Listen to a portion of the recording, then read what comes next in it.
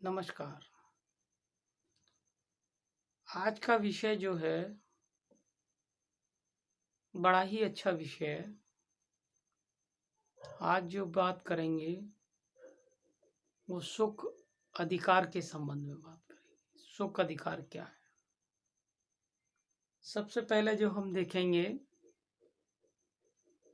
इसके संबंध में हम देखेंगे कि इसके अंतर्गत इसकी परिभाषा।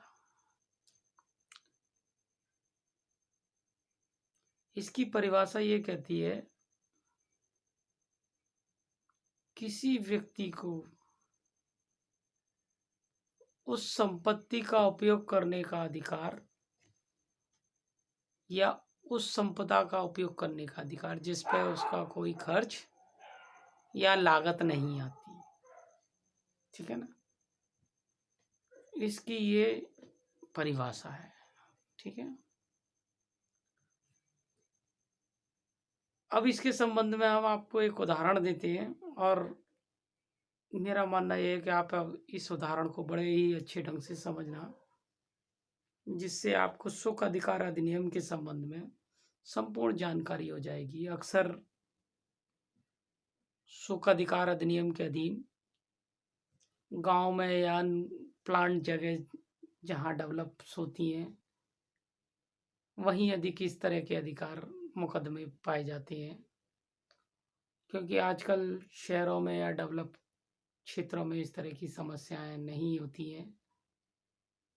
कभी कभी यहाँ भी आ जाती हैं लेकिन शहरों में कम ही रहती हैं।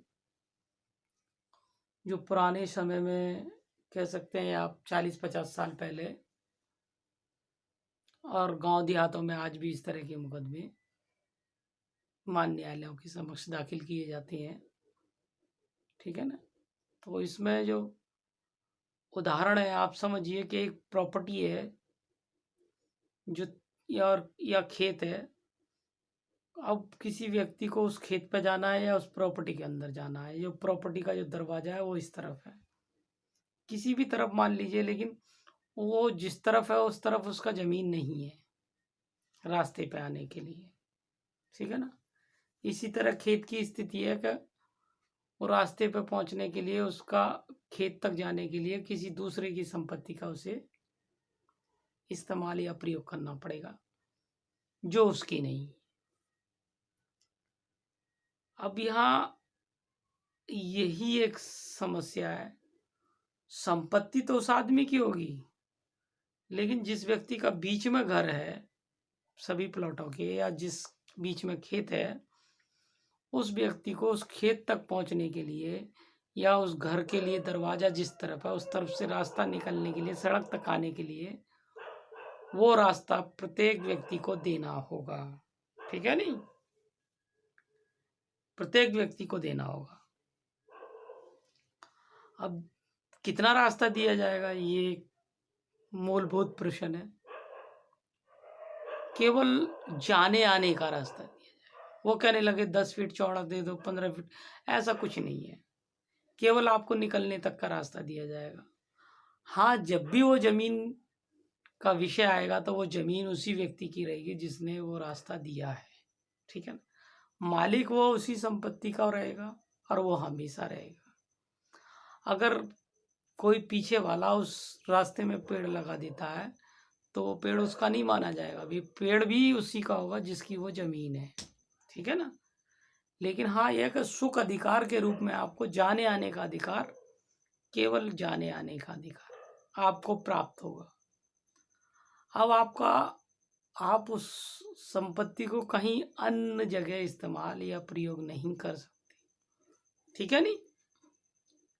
इसलिए ये बात आपको समझनी होगी कि वो जो सुख अधिकार के रूप में आपको जो संपत्ति मिली है उस संपत्ति को केवल और केवल आप जाने आने के रूप में ही प्रयोग कर सकते हैं। इसके अलावा और कोई प्रयोग उस संपत्ति का नहीं हो सकता। ठीक है ना? उस संपत्ति के संबंध में साफ सफाई देख रेख का काम, क्योंकि वो संपत्ति उसकी वो करेगा, लेकिन आपको सुख अधिकार के रूप में प्राप्त होती है तो आप भी कर सकते हैं।